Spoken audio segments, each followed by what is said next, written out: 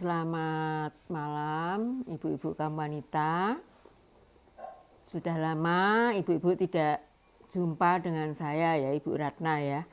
Kira-kira sudah hampir 9 bulan saya tidak pernah membawakan firman Tuhan. Tapi hari ini atas kasih karunia Tuhan, Ibu Ketua kita yaitu Ibu Suhindro menunjuk saya.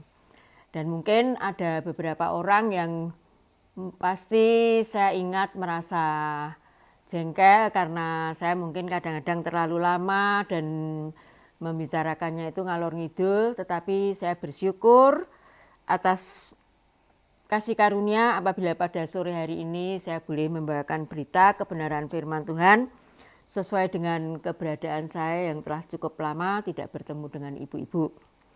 Marilah kita pada sore hari ini, karena ditodong dengan Ibu Suhindro, saya tidak siap sama sekali, tapi ya karena saya sudah diajar oleh Ibu Gembala, oleh siapapun juga, selalu harus siap dan ada di dalam hati saya takut akan Tuhan, maka saya harus membawakan ini sesuai dengan keberadaan saya pada saat ini ya.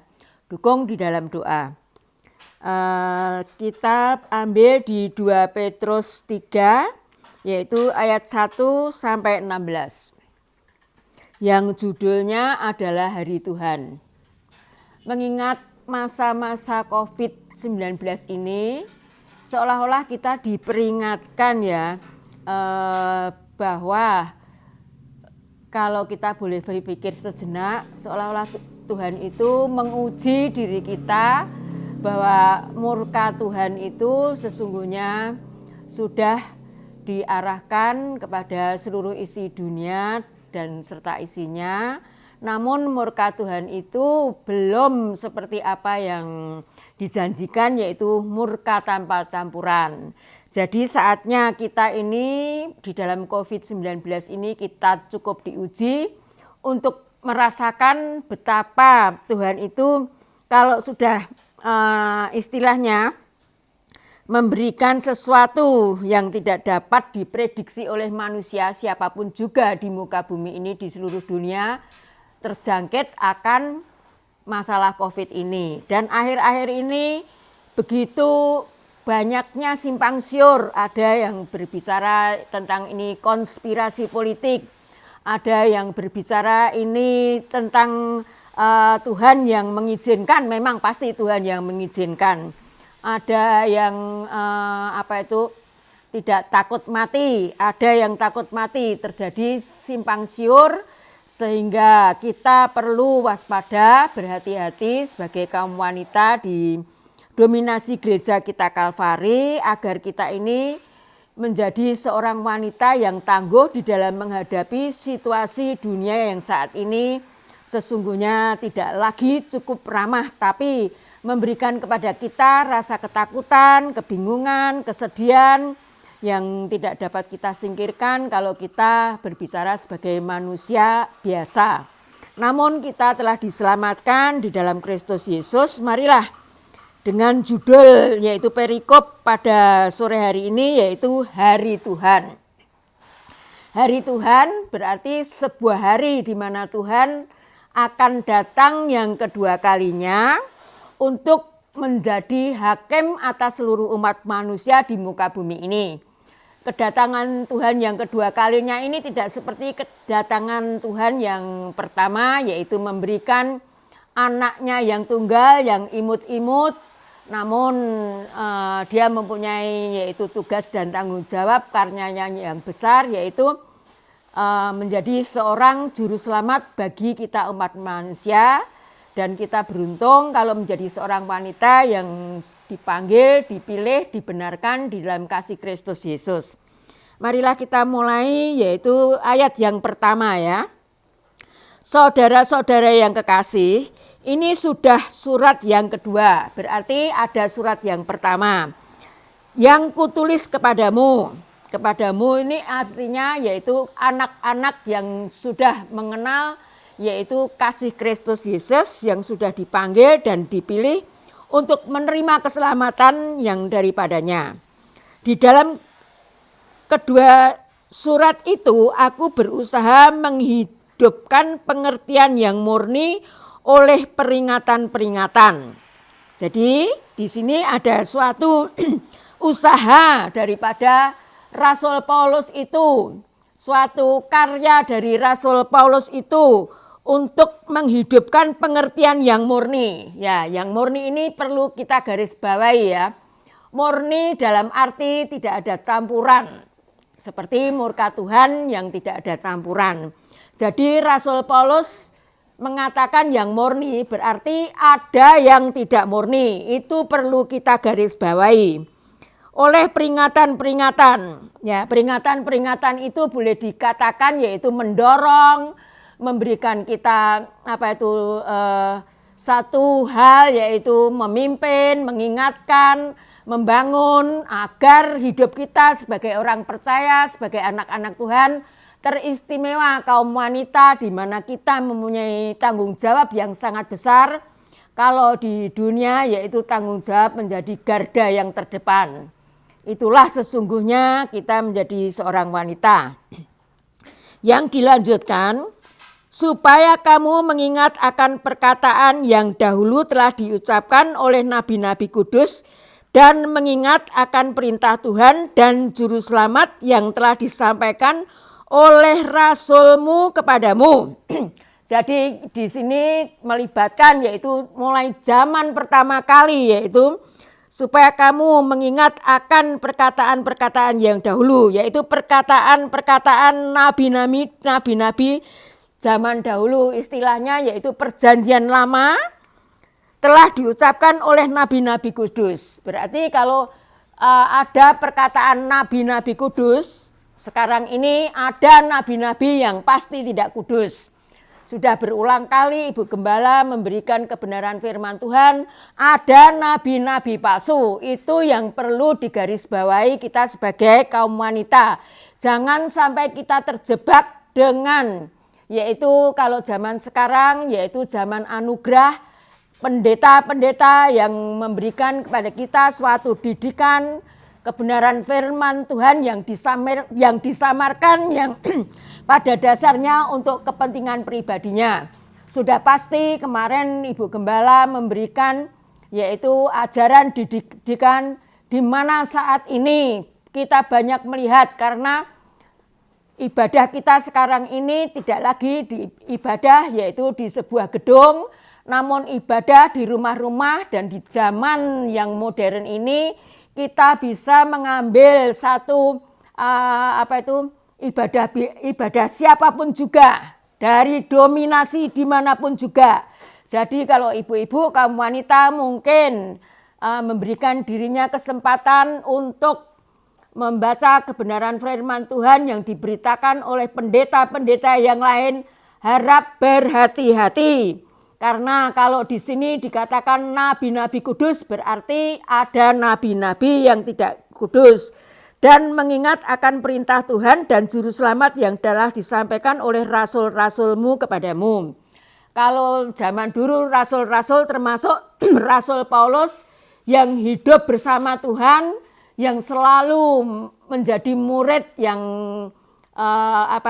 Rasul Petrus ya di sini ya. Petrus orang yang suka itu ya, artinya keras kepala, omongnya ceplas-ceplos, namun sesungguhnya di hatinya ada benar-benar sebuah kehidupan di mana dia benar-benar mengabdi kepada Tuhan. Itulah karakter manusia, tidak pernah sama. Ada yang halus, ada yang kasar, ada yang ceplas-ceplos, ada yang terbuka, ada yang tidak terbuka. Namun Rasul Petrus ini adalah rasul yang suka berkata-kata sesuai dengan kata-kata yang ada di dalam benak dan pikirannya. Sampai Tuhan saja pun pernah memberikan suatu tanggapan bahwa setelah ayam 3 kali berkokok, engkau menyangkal aku. Namun Tuhan mengerti isi hati daripada Petrus bahwa dia benar-benar adalah seorang murid yang ingin belajar bersungguh-sungguh mengerti siapakah Tuhan Yesus itu sebagai juru selamat yang telah disampaikan oleh rasul-rasulmu kepadamu, yaitu yang terutama harus kamu ketahui ialah bahwa pada hari-hari zaman akhir ini akan tampil pengejek-pengejek dengan ejekan-ejekannya, yaitu orang-orang yang hidup menuruti hawa nafsunya. Nah, ibu-ibu, di sini kita bisa membandingkan siapakah Rasul Petrus. Rasul Petrus adalah seorang rasul yang ceplas-ceplos, seorang rasul yang mungkin pada waktu itu dianggap omong kosong, omong gede, namun jauh di dalam mata batin Yesus Kristus bahwa dia adalah seorang rasul yang mencintai Kristus. Maka dia dijadikan seorang rasul, yaitu menjadi batu karang ya kalau nggak salah ya. Itulah sejatinya kehidupan Rasul Paulus, di mana pada sore hari ini Rasul Paulus mengingatkan agar hidup kita sebagai orang percaya jangan menuruti nafsunya. Nafsu itu yaitu sebuah nafsu itu pasti berbicara tentang kedagingan. Dan pada saat ini saya berbicara tentang COVID-19 ini, pasti ibu-ibu kadang-kadang kedagingannya juga berbicara. Di dalam situasi dunia yang saat ini mencekam, yang melibatkan seluruh orang di muka bumi ini, bahkan kepala negara pun sampai bingung. Kalau ibu-ibu mengikuti yaitu apa yang ada di medsos, mungkin sampai Amerika presidennya dianggap sebagai orang gila.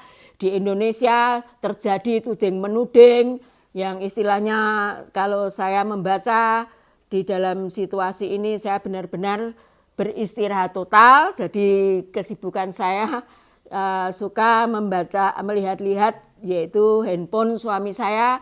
Di situ terjadi hal-hal yang tidak terpikirkan oleh akal manusia lagi. Oleh sebab itu Rasul Paulus mengingatkan orang-orang yang hidup menuruti hawa nafsunya. Kita sebagai seorang wanita jangan sekali-sekali dengan usaha kita untuk melepaskan diri kita dari kuasa yaitu nafsu daging. Kalau bukan tangan Tuhan yang melakukan dan mengerjakannya, pasti kita terus-menerus akan melakukan nafsu daging. Siapakah yang mampu bertahan di dalam situasi saat ini? Orang yang terkaya sekalipun, yang uangnya triliunan, sudah kebingungan untuk mencari perlindungan, di mana dia melakukan hal-hal trik-trik yang untuk menyelamatkan hari-harinya agar dia tidak menjadi seseorang yang menjadi perampok di dalam urusan negara-negara yang saat ini, negara Indonesia terlebih. Saudara-saudara tahu bagaimana dengan kita kaum wanita yang hidupnya sederhana, yang hidupnya tergantung daripada pencarian suami. Bahkan saat ini ibu-ibu semua pasti merasakan ketika suami yang bekerja hanya 2 hari, bahkan ada yang dirumahkan, bahkan sekali lagi ada yang di PHK.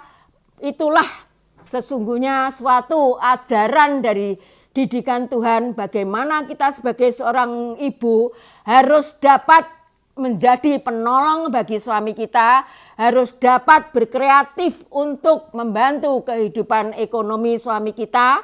Saya suka ya di dalam ketika saya melihat-lihat itu ada ibu-ibu yang dengan kreatifnya, dengan mungkin dorongan dari Ibu Ketua yang memberikan peluang mengajar, mendidik melalui yaitu hari-hari di mana ada hal-hal yang dikerjakan oleh Sonya sebagai seorang yang mempunyai pendidikan untuk memberikan sebuah ajaran, yaitu memasak ataupun menjual sesuatu yang berguna, dan itu sudah dijalankan oleh kaum wanita. Kiranya Tuhan akan memberkati kaum wanita yang mempunyai kreatif seperti itu, ya. Jadi jangan di dalam situasi ini kita malah terjadi yaitu gontok-gontokan suami dan istri, terus sehingga anak-anak juga terlibat di dalamnya. Saya banyak mendengar kaum wanita yaitu saudara-saudara kita di dalam satu tubuh Kristus di gereja kami Kalvari mengalami hari-hari yang menyesakan. Tapi pada sore hari ini sesungguhnya kesesakan yang sungguh-sungguh luar biasa, yaitu murka Tuhan belum menimpa kehidupan kita. Nyatanya sudah kira-kira sampai Juli ini kita masih diberi kehidupan oleh Tuhan. Kita masih diberi nafas. Kita masih bisa mendengar kebenaran firman Tuhan. Apapun yang terjadi Tuhan masih pelihara. Dan inilah pada sore hari ini Tuhan mendidik, mengajar kepada kita. Jangan melakukan hal-hal yang dibawa oleh nafsu, oleh daging. Namun yaitu kita harus hidup oleh roh, yaitu roh kebenaran dari Yesus Kristus. Kita sendiri yang telah rela mati menjadi juru selamat. Dan kemudian bangkit, kemudian naik ke surga, memberikan roh penolong. Dan kiranya roh penolong ada di dalam kehidupan kaum wanita semua, di dalam dominasi gereja kami Kalvari, agar kita menjadi kuat, sehat, baik jasmani ataupun rohani. Itulah yang sesungguhnya dikerjakan oleh Rasul Petrus pada sore hari ini.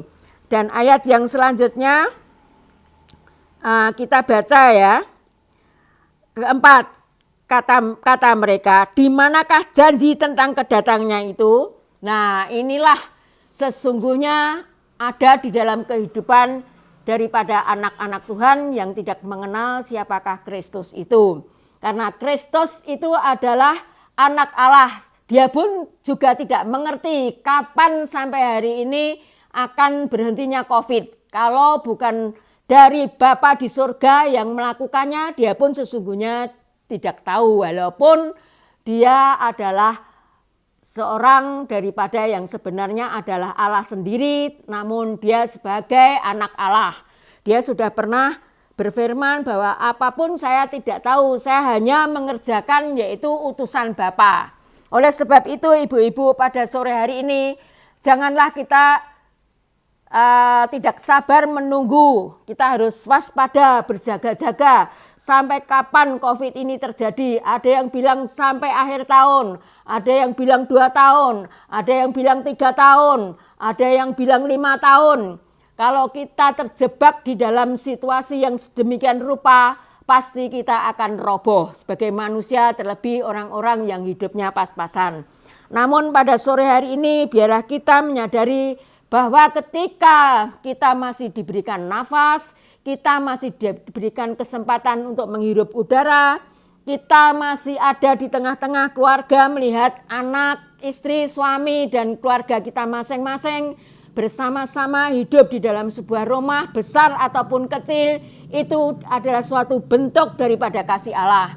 Karena di dalam hal ini tua, muda, kaya, miskin akan dipanggil Tuhan. Banyak yang terjadi yaitu kena COVID. Namun kalau sampai hari ini kita semua di dalam gereja kami Kalvari belum terjadi satu pun di antara kami yang kena COVID.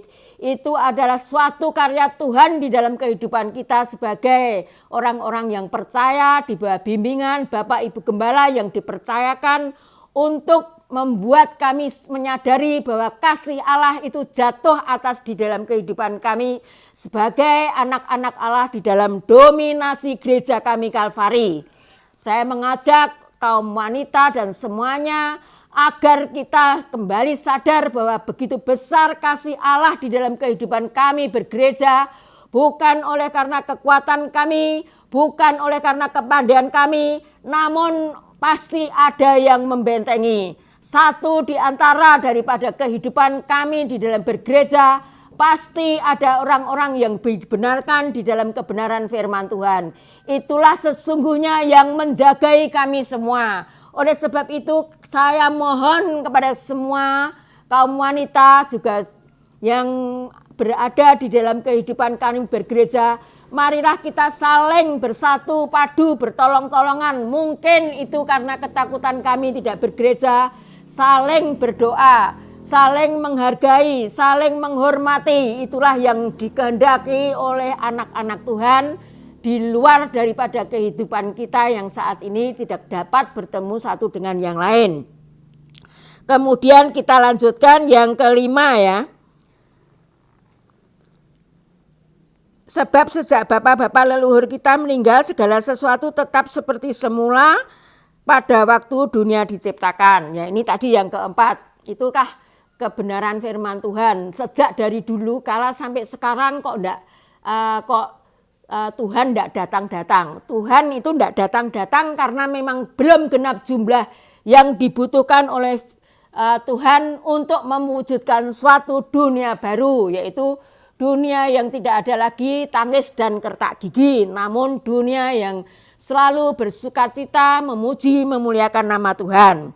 Yang kelima, mereka sengaja tidak mau tahu bahwa oleh firman Allah langit telah ada sejak dahulu. Demikianlah sampai pada hari ini, bahkan orang percaya pun ada yang tersesak di dalam kehidupannya, tidak memahami bagaimana dunia ini dijadikan untuk kita sebagai manusia yang dahulunya kita tidak perlu lagi bersusah payah, namun oleh karena dosa Bapak Adam kita jatuh dan sehingga kita harus bersusah payah untuk menghadapi hidup di dunia fana ini. Tidak terkecuali anak-anak Tuhan, ketika kita masih berada di dalam dunia yang penuh onak dan duri, tidak ada satu hal yang tidak dapat kita kerjakan tanpa kasih Allah yang sungguh-sungguh luar biasa, yang terus selalu menaungi hidup kita. Namun bagi orang-orang yang tidak mengenal, memahami dengan benar, selalu bertanya-tanya, itulah yang terjadi. Dan yang dilanjutkan yaitu ayat yang ke-6, dan bahwa oleh air itu bumi yang dahulu telah binasa dimusnahkan oleh air bah. Ya, sesungguhnya Tuhan itu masih panjang sabar, murah hati, sambil menunggu genapnya daripada orang-orang yang terpilih yang pada satu hari kelak untuk mengisi tatanan pemerintahan baru yang dipimpin oleh seorang raja di atas segala raja, yaitu Yesus Kristus. Tidak mengingat dari zaman dahulu ada air bah karena dosa dan kecongkakan yaitu bangsa Israel. Nabi yaitu Nabi Nuh ya kalau enggak salah juga. Terus Sodom dan Gomora juga, nabi-nabi juga ada yang banyak yang palsu. Bahkan sampai hari ini pun pendeta-pendeta juga ada yang palsu. Mereka tidak mengingat masa-masa daripada Tuhan untuk memanggil, memilih kita ini untuk memuji, memuliakan nama Tuhan. Namun sampai pada hari ini Tuhan tetap panjang sabar, murah hati, dengan kasih setianya memberikan didikan kepada kita yang menyadari bahwa sesungguhnya kami teristimewa, gereja kami Kalvari, yaitu diberi kesempatan untuk belajar, untuk menanti kemurkaan Tuhan yang tanpa campuran.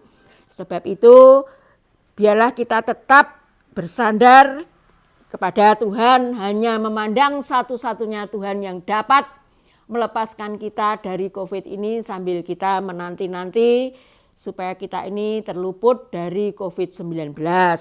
Yang ketujuh, tetapi oleh firman itu juga langit dan bumi yang sekarang terpelihara dari api dan disimpan untuk hari penghakiman dan kebinasaan orang-orang fasik. Nah, di sini ayat yang ketujuh itu oleh firman itu yaitu Tuhan sendiri, langit dan bumi yang sekarang ini loh ya, baru diberi yaitu satu masalah yaitu dengan virus corona. Saya tidak tahu yang katanya virus yang istilahnya pakai nano kecil apa, saya nggak tahu. Namun sampai pada hari ini hanya Tuhan yang tahu, dan itulah suatu pertanda bahwa Tuhan mulai melihat bahwa anak-anaknya sudah banyak yang menjadi fasik.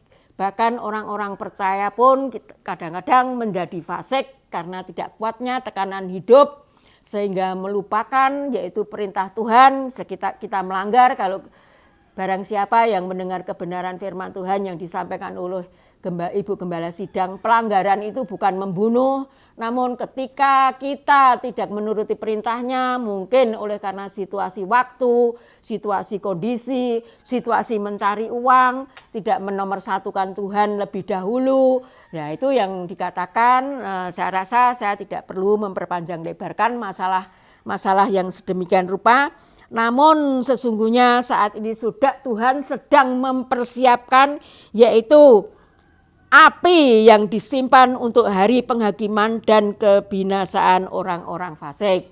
Pada sore hari ini, malam hari ini, saya kaum wanita berbicara orang fasik. Dengan adanya COVID ini, adakah kita masih tetap setia menjadi orang yang hidup takut dan hormat akan Tuhan? Dengan segala kekayaan ilahi Tuhan yang harus kita pelajari, yang harus kita cerna, yang harus kita pahami, ataukah kita sudah menjadi fasik? Nah, itu jawaban adalah di dalam kehidupan ibu-ibu pribadi sendiri. Saya hanya mengingatkan, kalau terjadi hal-hal yang sedemikian, cepatlah berbalik, karena di dalam ayat selanjutnya juga ada satu ayat, yaitu bertobat. Karena pertobatan itu sesungguhnya tiap-tiap hari, karena manusia selalu memikirkan hal-hal yang jahat. Di dalam kesendirian tiap-tiap manusia, saya pun pada waktu saat sepi, pleng, ada sesuatu hal yang tidak benar. Ya, itu sesungguhnya perlu kita datang lagi kepada Tuhan. Kenapa Tuhan kok saya tadi memikirkan hal yang ini? Mungkin hal yang najis, hal yang kotor, hal yang menyepelekan, kemarahan, kedengkian, itu terjadi setiap saat ya. Akan tetapi saudara-saudaraku yang kekasih, ini ayat yang ke-8, yang satu ini tidak boleh kamu lupakan. Nah, apa yang tidak boleh kita lupakan? Yaitu bahwa di hadapan Tuhan satu hari sama seperti 1000 tahun dan 1000 tahun sama seperti satu hari. Jadi ibu-ibu jangan pernah melihat waktu itu seperti apa yang ada di muka bumi ini. Satu hari adalah 24 jam. Satu bulan adalah 30 hari. Satu tahun adalah 25 minggu. Itu perhitungan kita sebagai manusia. Tapi di saat-saat COVID ini saya bersyukur karena Ibu Gembala memberikan kebenaran firman tiap-tiap hari, bahkan dapat mempertemukan dengan saudara-saudara kita yang terpencar di seluruh Indonesia ini. Ada yang di Solo, Jakarta, ada yang di Surabaya, sehingga ada satu paguyuban kembali di mana 3 turunan daripada kakek-kakek kita boleh bersatu kembali oleh karena kebenaran firman Tuhan. Dan Ibu Gembala memberitakan bagaimanakah sambutannya, saya tidak tahu. Tapi itulah pertemuan sesungguhnya yang terjadi di dalam kehidupan kita saudara satu dengan yang lain.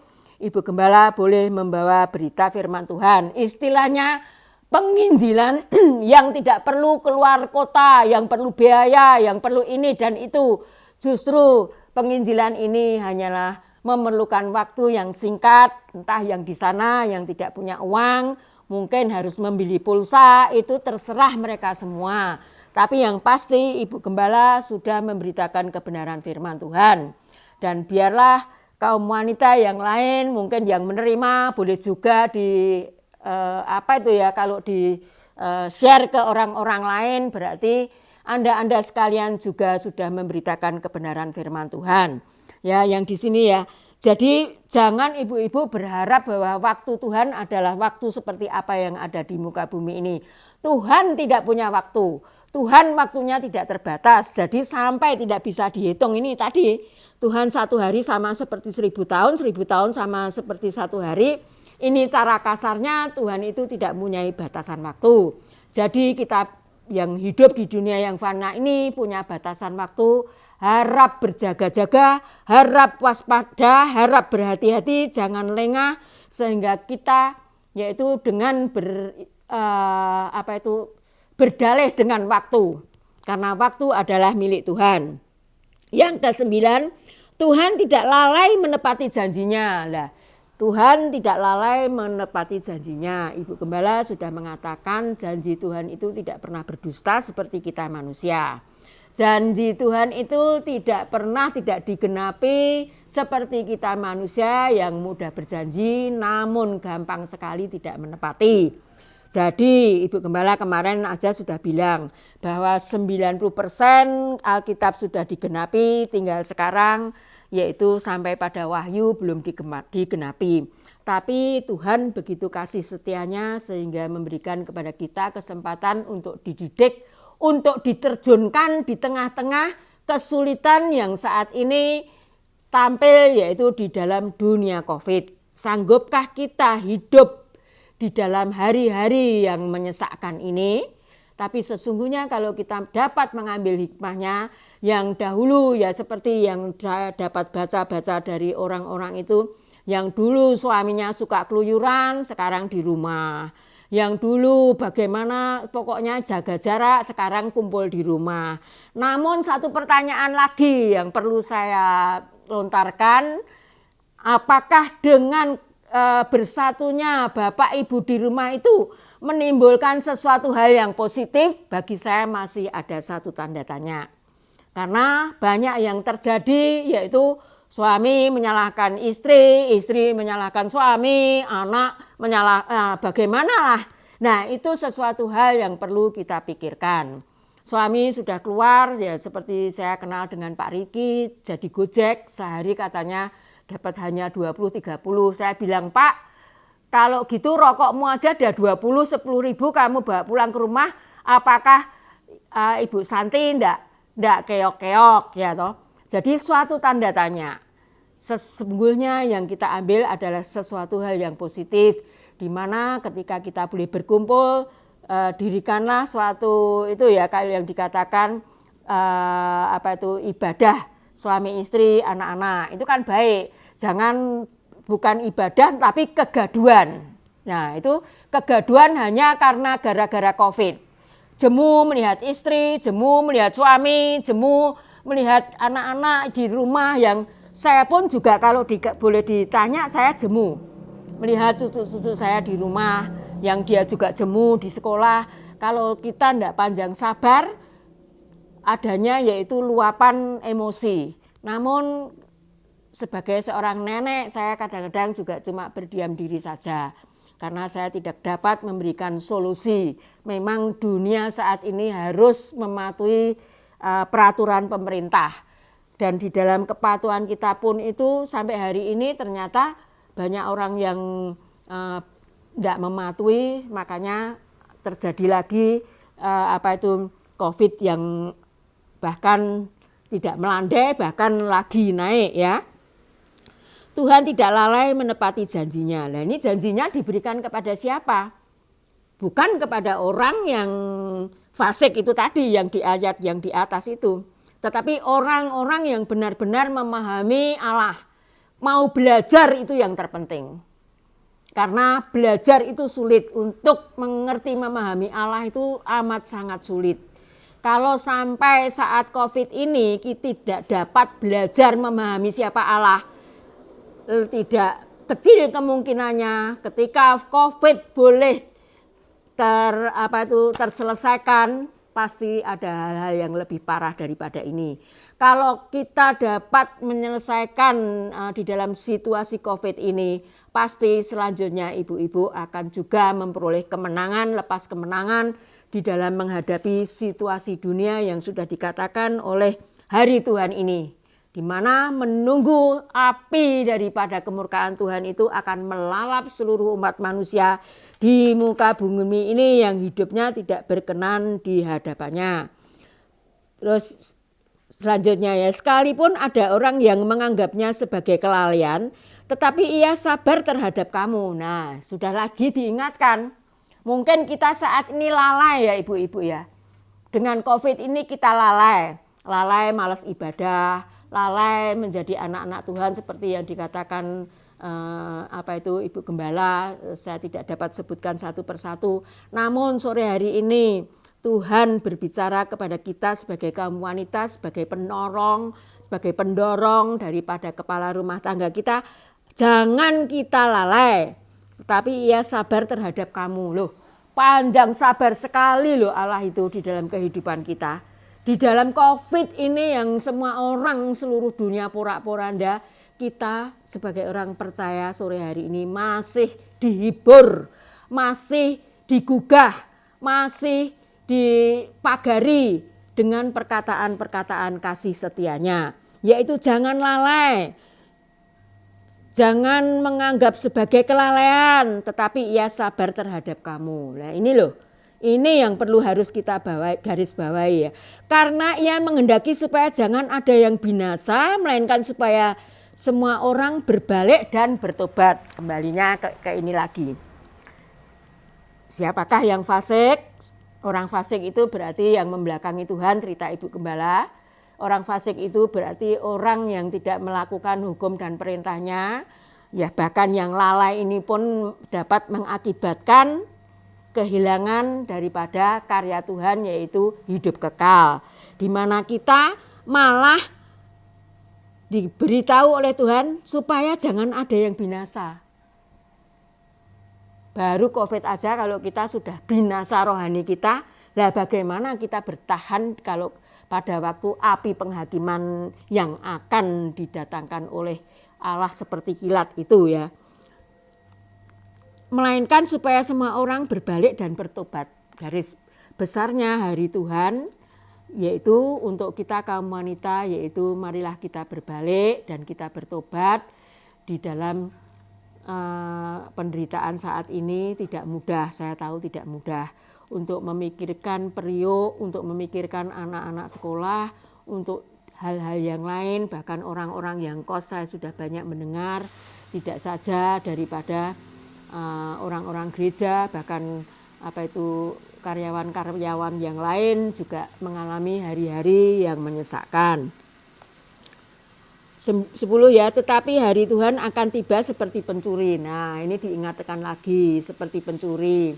Pencuri itu mencari, bukan Tuhannya yang pencuri loh ya. Karena Allah Yesus Kristus sendiri pun juga tidak tahu katanya. Itu adalah nanti Bapak kapan mengutus dia datang, yaitu nanti baru terjadi penghakiman. Berarti Yesus Kristus sendiri pun tunggu dari perintah Allah Bapa di surga. Yesus pun harus menunggu perintah dari di surga, yaitu kita harus benar-benar mengikuti Yesus agar ketika Yesus datang seperti pencuri kita tidak gagal. Ya, itu ya. Tetapi hari Tuhan akan tiba seperti pencuri. Pada hari itu langit akan lenyap dengan gemuruh yang dahsyat, dan unsur-unsur dunia akan hangus dalam nyala api, dan bumi dan segala yang ada di atasnya akan hilang lenyap. Jadi tidak ada satupun bangunan yang berdiri di muka bumi ini dimakan habis oleh api kemarahan Tuhan yang tanpa campuran. Jadi ibu-ibu, saya berharap ketika saat ini kita tidak mengalami hari-hari seperti itu ya. Mungkin saya sudah terlewatkan, tapi bagi anak-anak yang masih muda, remaja-remaja, pemuda-pemuda yang mempunyai anak-anak sedemikian rupa, jangan lalai ya. Baru gemuruhnya itu pasti akan luar biasa. Sekarang aja kalau ada bledek aja, getaran kaca itu sudah saya ketakutan. Hujan deras, angin yang begitu keras, saya sudah ketakutan kalau bayangan saya ambruk ya. Ini belum nanti kalau dunia yang porak-poranda itu lebih-lebih sekali menakutkan. Yang ke-11 ya. Jadi jika segala sesuatu ini akan hancur serta sedemikian betapa suci dan salehnya kamu harus hidup. Nah, supaya kita ini terluput daripada murka Tuhan, kita harus hidup suci dan saleh. Untuk mencapai kesucian dan kesalehan itu sesuatu hal yang tidak mudah. Kita harus belajar terus-menerus, dan kita harus meminta atas kekuatan karya, yaitu Roh Allah Kudus. Karena manusia ini masih hidup di dalam daging, ketika roh berkata-kata harus begini, kita melawan. Tetapi kalau kita selalu belajar dan belajar, pasti nyantol. Zaman saya sekolah kalau sudah mau belajar terus ya nyantol, tapi kalau enggak belajar terus ya enggak nyantol, karena manusia itu memang sudah diciptakan yaitu sering lupa. Sekarang sudah tua, umur 70 saya pun sering lupa ya. Tapi selalu diingatkan oleh Tuhan. Kamu harus hidup, supaya hidup itu yaitu suci dan saleh. Itu harus digarisbawahi ya. 12 yaitu kamu yang menantikan dan mempercepat kedatangan hari Allah. Siapakah yang sanggup hidup di tengah dunia yang terus-terusan begini ya, yang menyusahkan, menyesakkan, menakutkan. Makanya sesungguhnya kalau Bapak Gembala mengatakan apakah ada setiap anak-anak Tuhan itu yang saat ini merindukan kedatangan Tuhan, pasti tidak ada.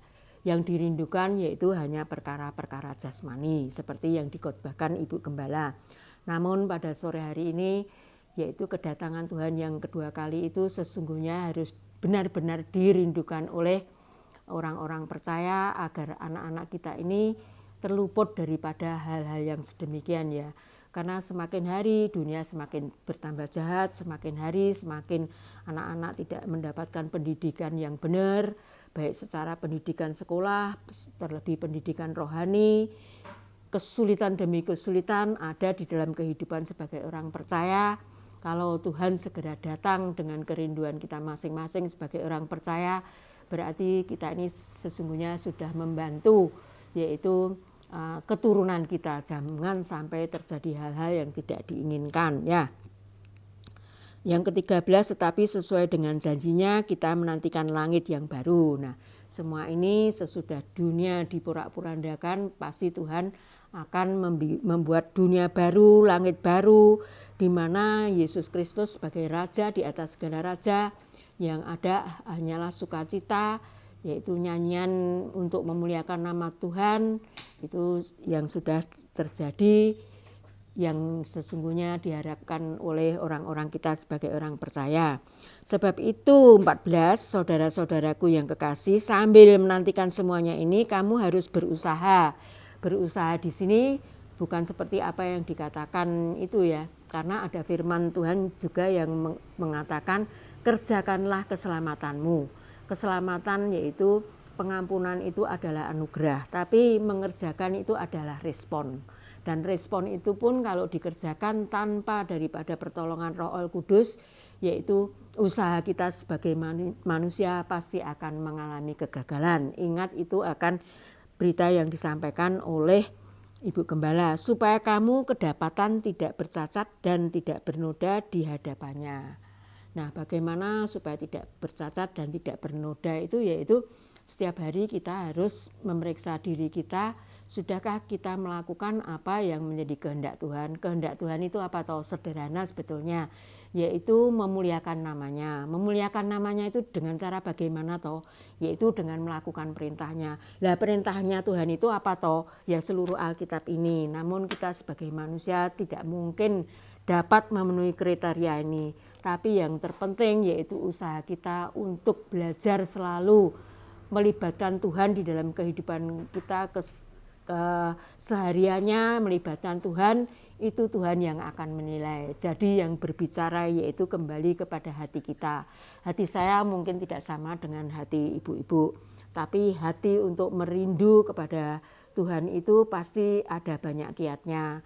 Rindu bagaimana ingin belajar dulu, rindu bagaimana untuk memahami, rindu bagaimana dapat melakukan, rindu bagaimana dapat melakukan nasihatnya.